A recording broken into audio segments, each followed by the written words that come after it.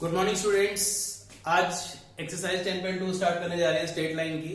बहुत ही simple exercise है, जैसे कि हमने लास्ट लेक्चर में पढ़ा था 10.1 के बारे में, उसी तरीके से 10.2 भी बहुत सिंपल एक्सरसाइज है। Equation of line passes through a point निकालने के लिए जो हमें फॉर्मूला इसमें पढ़ना है y minus y1 m into में x माइनस x1। यानी कि आप अपने दिमाग में एक बात बिठा लो, अगर हमें किसी भी स्ट्रेट लाइन की इक्वेशन फाइंड करनी है तो मुझे दो चीजें पता होनी चाहिए। एक पासेस थ्रू द पॉइंट, यानी कि इस पॉइंट से वो पास कर रही है, दूसरा स्लोप यानी कि m। बस मैं हर क्वेश्चन में इन दो डाटा को इकट्ठा करने की बात करता हूं। Right the equation for the x axis and y axis. अगर आपसे कोई पूछे कि x एक्सिस और y एक्सिस की इक्वेशन क्या होगी, तो x एक्सिस की इक्वेशन के लिए कुछ सोचने की जरूरत नहीं है। आपको पता है जब आप x एक्सिस पे खड़े हो तो y इक्वल टू 0 होता है, और y एक्सिस पे जब आप खड़े हो तो y एक्सिस पे क्या 0 होता है, x 0 होता है। तो this is the equation for the x axis and this is the equation for the y axis. Second question में कह रहा है passes through the point -4, 3 and having slope is 1/2। जैसे कि मैंने आपको बताया, किसी भी इक्वेशन को फाइंड करने के लिए मुझे पॉइंट की जरूरत है और m स्लोप की जरूरत है। तो पॉइंट आपके सामने है, y माइनस y1 के प्लेस पे क्या डाल देंगे आप, 3। m यानी कि स्लोप की वैल्यू कितनी है, 1/2। x minus x1, what is x1, this is -4, तो +4 हो जाएगा। 2y minus 6 and x plus 4, x minus 2y plus 10 is equal to 0. This is the equation of straight line passes through a point. Fourth part में कह रहे हैं passes through 2, 2√3 and angle दे रखा है theta is equal to 75 degree. जैसे कि मैंने आपको बताया, हमें दो डाटा की रिक्वायरमेंट है, एक पॉइंट दूसरा स्लोप। पॉइंट आपके पास है, स्लोप निकालने के लिए फॉर्मूला होता है m is equal to tan theta.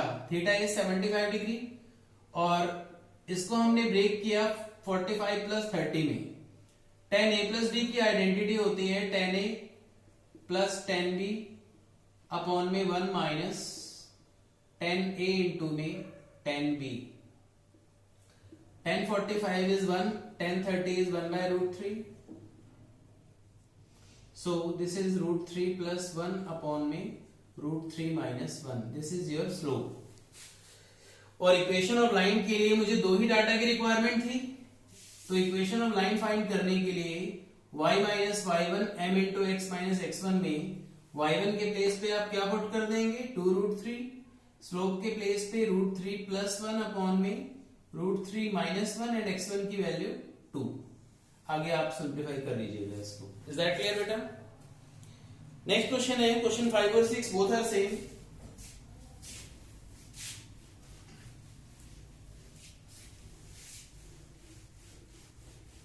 Question 5 में कह रहा है intersecting the y x axis at a distance 3 unit to the left of the origin.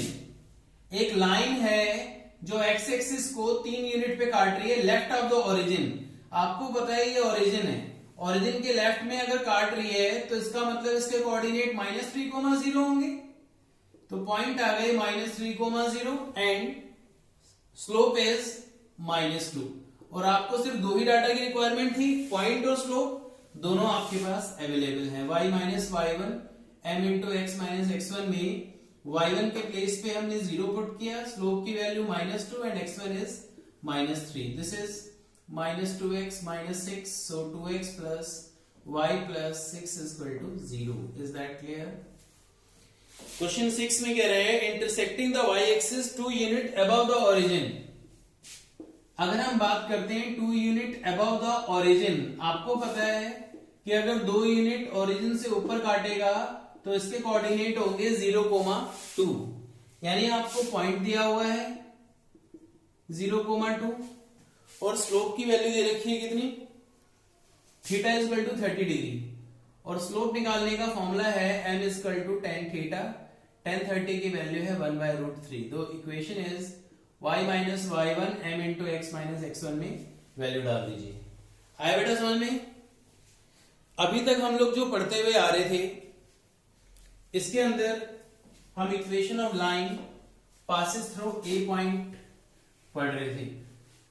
अगर आपको लाइन 2 पॉइंट से भी पास होती हुई नजर आए तो भी आप इस फॉर्मूले का यूज करके सम को सॉल्व कर सकते हैं। जैसे कि क्वेश्चन में बोल रहा है पासिस थ्रू -1, 1 एंड 2, -4। तो आपको पता है सबसे पहले आपको स्लोप की रिक्वायरमेंट है y2 माइनस y1 अपॉन में x2 minus x1, y2 minus y1 upon में x2 minus x1, this is -5/3। और इक्वेशन ऑफ लाइन निकालने के लिए y minus y1 m into में x माइनस x1। तो पॉइंट डाल दिया मैंने y1 के प्लेस पे 1, स्लोप के प्लेस पे -5/3 और x1 के प्लेस पे -1, this is 3y minus 3 and minus 5x minus 5. So 5x plus 3y, this one. तो 5x plus 3y is equal to -2, यहाँ आके प्लस हो जाएगा। आई बात समझ में? पॉइंट आप दोनों में से कोई सा भी यूज कर सकते हैं, चाहे ए पॉइंट के कोऑर्डिनेट या बी पॉइंट के कोऑर्डिनेट। क्लियर है बेटा? नेक्स्ट क्वेश्चन में perpendicular distance from the origin is 5 unit. Question 8 में कह रहा है perpendicular distance from the origin is 5 unit, यानी हम ओरिजिन से एक लाइन के ऊपर परपेंडिकुलर डाल रहे हैं जो कितना दिया हुआ है 5 यूनिट। कह रहे हैं angle made by the perpendicular with the positive x axis. ये परपेंडिकुलर एक्स एक्सिस के साथ कितने का एंगल बना रहा है 30 डिग्री का। तो इसके लिए डायरेक्टली मैंने आपको डिराइव किया हुआ है, पहले फॉर्म बता रखी है अपनी लास्ट वीडियो में, जो नॉर्मल फॉर्म हमारे पास होती है उसी टाइप से क्वेश्चन है। x cos alpha plus y sin alpha is equal to p। Alpha वो एंगल है जो ये परपेंडिकुलर x एक्सिस के साथ बना रहा है, कितना है 30 डिग्री। और p is the perpendicular distance, कितना है perpendicular distance 5। cos 30 is √3/2, sin 30 is 1/2 और एलसीएम लेने के बाद इक्वेशन आ जाएगी √3x plus y is equal to 10। Clear है बेटा?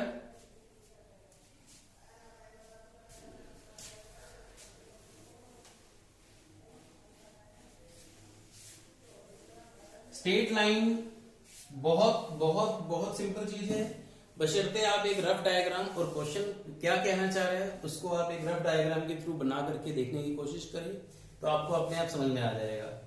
जैसे कि क्वेश्चन नंबर 9 में कह रहा है the vertices of triangle P Q R. P Q R के ट्राइंगल के वर्टिसेस दे रखे हैं हमारे को 2, 1। क्यू के कोऑर्डिनेट्स है हमारे पास -2, 3 and R is 4, 5। Find the equation of the median through vertex R. R से जो मीडियन हम ड्रॉ कर रहे हैं इसकी इक्वेशन हमें फाइंड करनी है। आपको पता है मीडियन एक ऐसी लाइन होती है जिस पर गिरती है उसको बाइसेक्ट करती है। बाइसेक्ट मतलब 2 इक्वल पार्ट्स में बांटना। अगर ये इसको बाइसेक्ट कर रही है then we can say that this is the mid point of P Q. तो mid point of P Q निकालने के लिए this plus this by 2, this plus this by 2, तो 0, 2। तो आपके पास पॉइंट मिल गए 0, 2।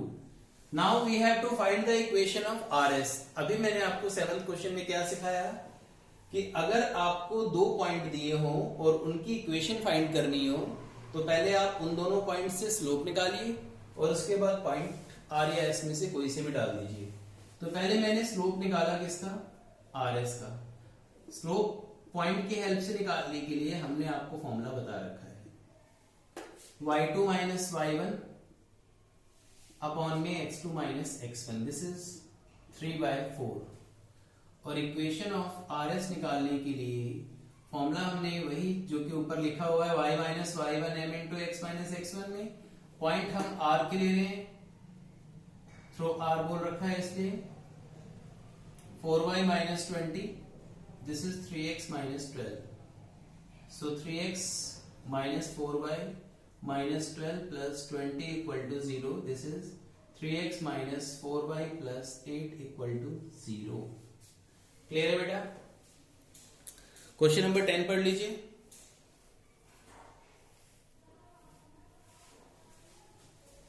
क्वेश्चन नंबर 10 में बोला हुआ है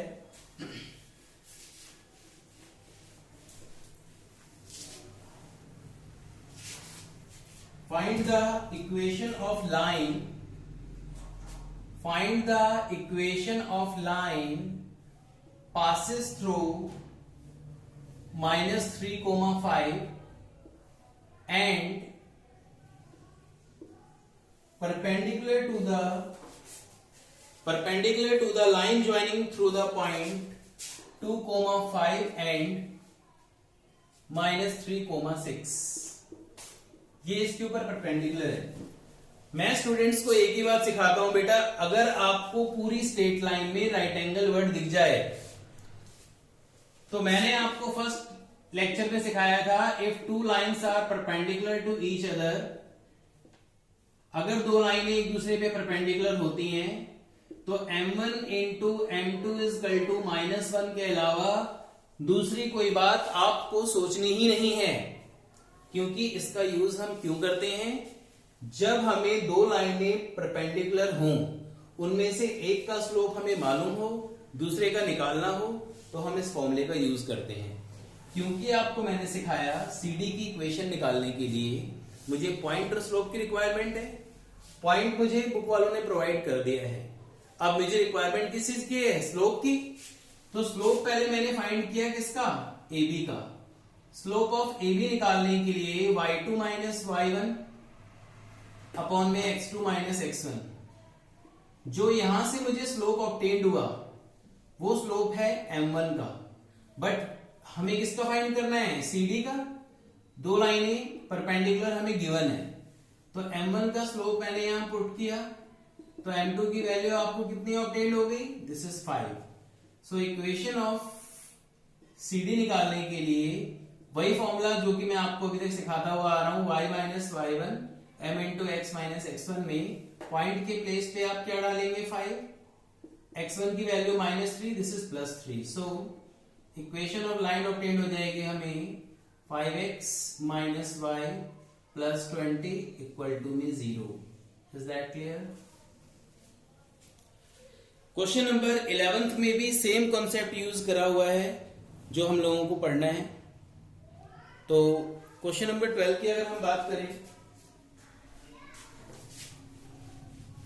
11 क्वेश्चन नंबर 11 में क्या बोल रहा है, find the equation of a line,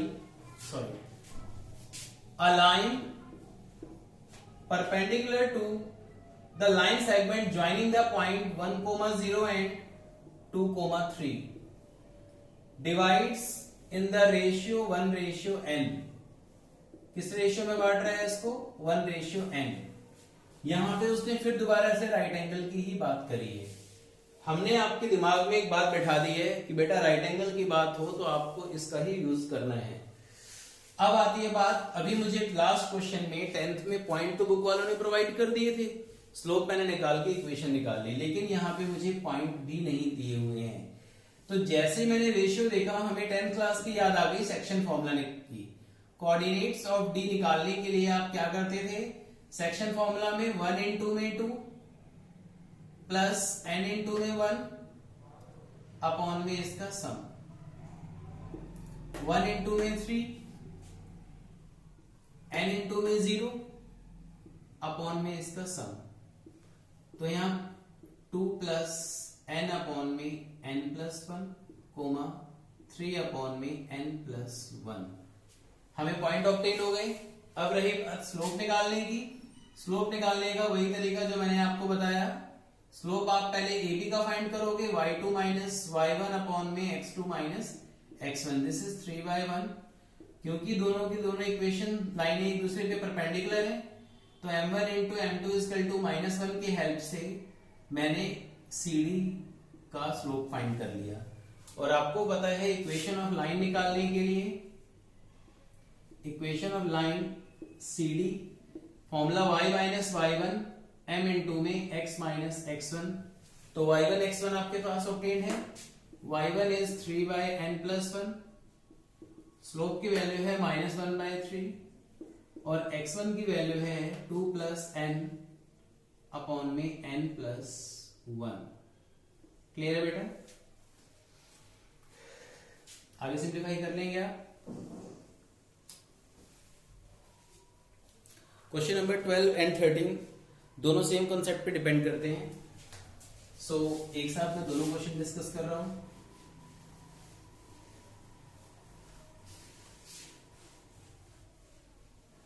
जैसे कि इक्वेशन ऑफ इंटरसेप्ट के हम बारे में बात करते हैं। क्वेश्चन नंबर 12, जब जब आपसे इक्वेशन ऑफ इंटरसेप्ट की बात होती है तो हमने आपको सिखाया हुआ है इक्वेशन ऑफ इंटरसेप्ट की अगर हम बात करें तो इंटरसेप्ट फॉर्म इसकी क्या होती है, x/a plus y/b equal to 1। This is intercept form. और इसके लिए अगर मैं आपको फिगर बनाने की कहूं तो आपके पास लाइन है, x एक्सिस का इंटरसेप्ट a है और y एक्सिस का इंटरसेप्ट b है।